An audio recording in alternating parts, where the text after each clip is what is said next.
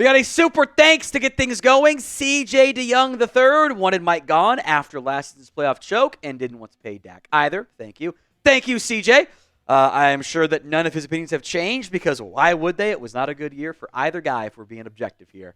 I at least didn't want to do both again because that clearly wasn't working the way it needed to. And now we've got it's a half-season sample size in 2 years of Mike's offense, and only a quarter of the offense has been good. That's not a good sign for me. We'll see how it plays out, though. Super thanks is just like a super chat. It's on demand, though. Edit your message, send him whatever it is, even if it's F you, Tom, as long as you're not committing an ism. You know what I mean by that. We will put you on the show. Get your questions in via those super thanks or comments or whatever. Edit your message, send it in, and we'll give you a shout-out on the show. Austin Carey, thanks. Now that Dylan Sampson from Tennessee into the draft, feel he is more obtainable where we will be drafting. Should take him in round 1. I don't want a first-round offensive lineman. Second or third round, yes, but not first. So different thoughts there. 1, I don't think you have to take Dylan Sampson in the first round. I don't even know if you have to take him in the second round. It is a very good running back class, and I don't mean any disrespect towards Dylan Sampson at all when I say this, but I don't think he's going to go that early. Like, I don't think you have to consider him in round 1. He's a bit of a one-year one. He was fine in 2023 behind Jalen Wright. He had a solid season. He also got the volume kind of skyrocketed a little bit there. Good player. Would be happy to draft him, but not round 1, and I don't think he gets to round 5, so maybe it's round 3 or trade down scenarios for you. As for a first-round offensive lineman, I don't know if you need to spend an offensive lineman pick early. I'm open to it if you fill other needs, but I also necessarily don't want to fall for we spent another first-round pick on an offensive lineman when I think you can get by with what you have if you stay healthy and get growth from other young players. From Gabriel, Aubrey extension, if so, how much? We know kickers like to fall off a cliff, but it is an alien. It is indeed an alien, my friend. The highest paid kicker is $6.5 million per year, $17.75 million guaranteed. That's over a 4-year time frame. So 4 years, $7 million, $18 million guaranteed is probably what you're starting at. $7 million per year. Maybe it has to go a little bit higher because it's Aubrey and it's a kicker and he's got the good agent, but I don't think it shouldn't be hard to do. It's highest paid kicker. It really should not be a difficult conversation, frankly. Now, would you make Brandon Aubrey the highest paid kicker in the NFL? If you would, spam the alien emoji at the pinned comment of today's show. From We Don't Wife These 304s, realistic draft pick you want. Egbuka has me feeling nicey. I would go Luther Burden out of Missouri over Egbuka, and it's not a slight against Egbuka. I think that what Burden offers you after the catch, even if it was a down year for a Missouri team that I didn't think was actually very good, I don't like their quarterback, frankly. I would go with Egbuka myself because or with Burden, I wouldn't be mad at Egbuka, especially if you can trade down, still get somebody. The top receiver talent is very much skewed towards early in the draft. So, William Cook, would the Cowboys trade down if Ashton Jeanty was gone? Again, I think we're putting a running back a little bit high on the pedestal. He would be the best available player if he was on the board at that time. I do want to make that part clear. That's also not to say you couldn't find another good player.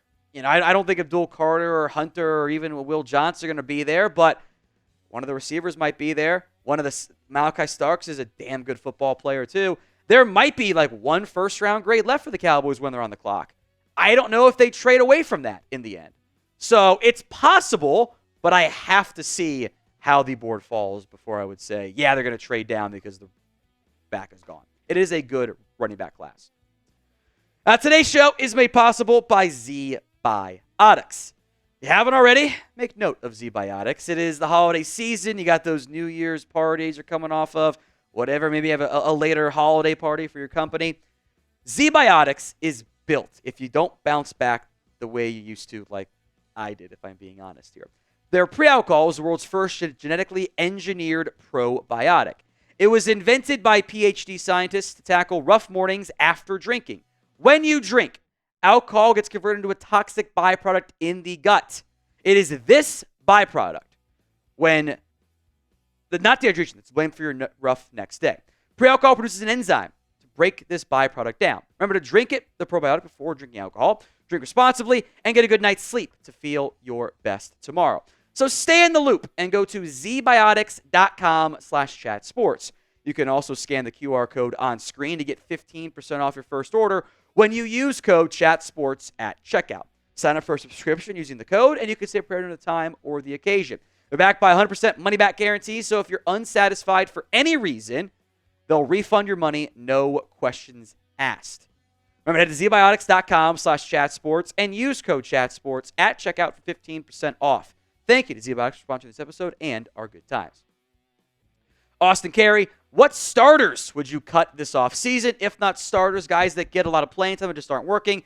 Top 5, if not just top 3. We will do cut candidates very, very early in the offseason. So I don't want to give away my entire list right now. I will say in general, you don't have a lot of them because you haven't paid anybody on your roster. You got a handful of guys that have been paid. I think the safeties stand out. Malik Hooker, Donovan Wilson has potential savings there, but there aren't a lot of big-time, massive cut candidates where there might have been in previous years for the Dallas Cowboys. The Great Duke bothers. Deuce is getting 0 usage. Bad sign? Yeah, probably. Both for Deuce Vaughn himself and his future, and probably also for McCarthy. I think it's very telling. Like, obviously, we all know Turpin is more explosive, so I'll use this as like kind of an analogy here. Probably not the right terminology, but oh well.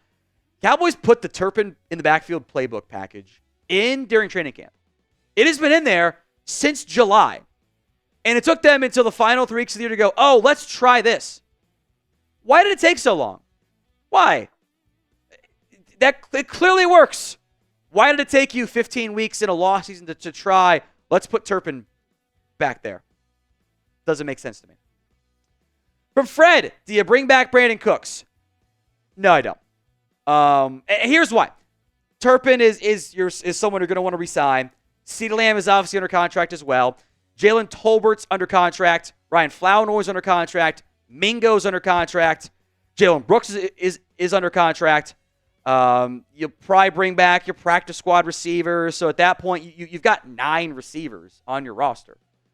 I don't want them to say, oh, we brought back Brandin Cooks, therefore we're good at wide receiver. We don't need to add anybody.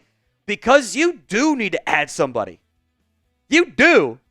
You have to get a better number 2 playmaker. You don't have a good enough one. Jake Ferguson, in terms of like expectations versus disappointment, he's up there on the list pretty high.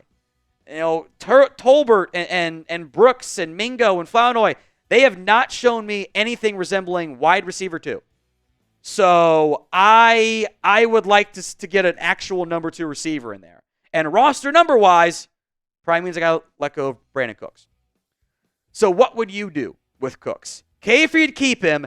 L for you let him leave. Let me know in the comments section of today's show. Another super chat from Matthew Embry. McCarthy isn't the worst head coach. We just need a new offensive play caller. I just don't see how you're in a new contract when 3 12-5 seasons wasn't enough. I agree with this a lot. Because I agree, he's far from the worst head coach. And honestly, if I were a team like the Jets, and I frankly watched my team quit outside of the interim head coach, and I need some stability because my owner is also going to be dipping out to go probably doing the UK ambassador thing again. And I need some stability. I think Mike could actually work there decently.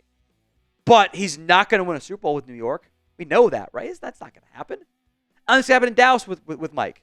I think that window was there, and they didn't take advantage of it because he didn't do a good job in the playoffs. And come playoff time, you kind of saw it last year, Dak and Lamb balling out, and even this year at times too on offense with Lamb. Those guys balling out got you pretty far. But it's not going to get you far enough if you don't have an advantage on game days with your head coach.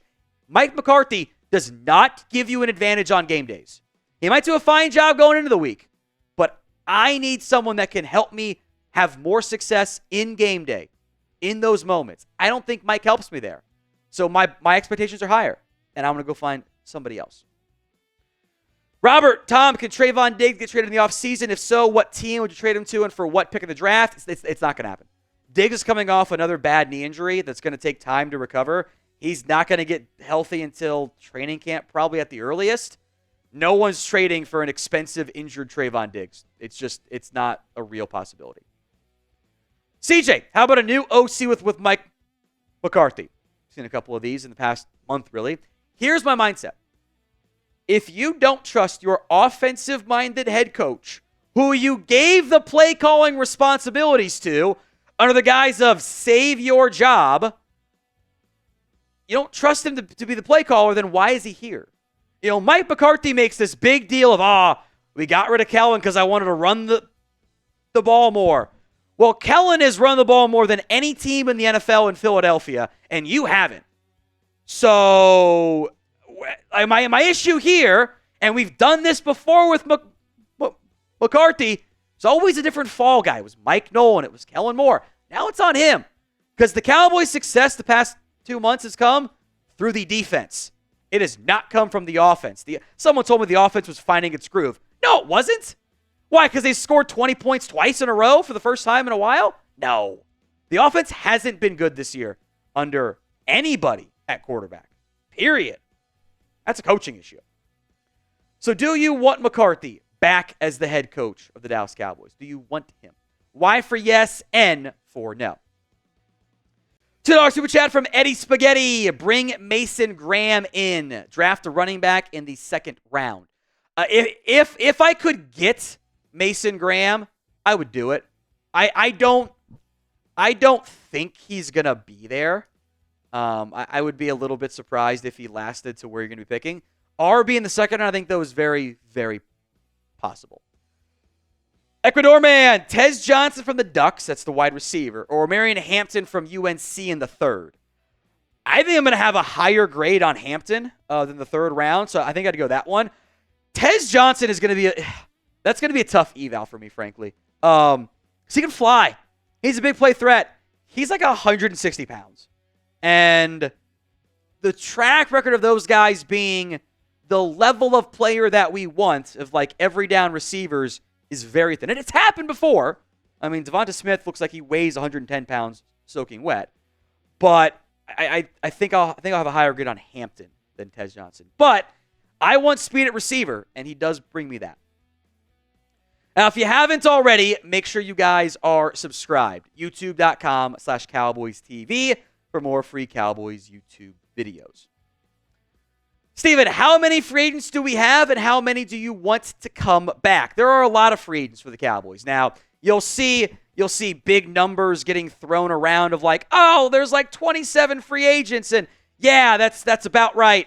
Also make note that a lot of them there's like 7 of them or something, or like restricted free agents or exclusive rights free agents that you have complete and total control over, and like, some of them are like Darius Harris and CJ Goodwin and Nick Vigil, who actually cares about that one. You have several notable free agents, and anywhere between around 10 you'll probably try to bring back. But like, does anyone care if you don't end up retaining Andrew Booth, even though you can if you want to? Does anyone care if you don't retain Linval Joseph and Carlos Watkins? Like, you want upgrades on those guys anyways. So there's like 5 or so that I really want to find a way to bring back. But TBD if that ends up happening. We'll do a full video on it, though, I promise you. Daniel, the problem with acquiring Wilson, you have to pay him. If you trade for him, because maybe you still have to pay Micah, Bland, J-Lu, Osa, Overshow in the next few years. Daniel, I'll be honest here. You're kind of falling for the Stephen Jones trap. DeMarvion Overshown can't get paid yet. He's also coming off another injury. He can't get paid for a year plus. You might not. Jordan Lewis is not going to be some massive player. You have $100 million in salary cap space. If you want to trade for Garrett Wilson and pay for him, you can. You absolutely can. You can pay Micah and Bland and J-Lu and Osa and Overshow and Wilson and like 5 other guys, because I'm watching the Eagles do it right now. Look at all the players the Eagles are paying $10, $15, $20 million or more per year to. Now, I want to pay some of those guys too, but I'm not worried about Overshown right now. Overshown is not healthy. He's going to come back next year. Then he'll be entering his 3rd year. That's not a priority for me. I am not worried about 2027 salary cap. I'm not worried about 2028, 2029 salary cap. I got a 4-year window coming up here with my quarterback under contract. I want to win in that window. And I want this team to be more aggressive than they have been previously. Because they haven't tried. And they will sit there and tell you that they have tried when they have not. And use it as an excuse to continue to not try.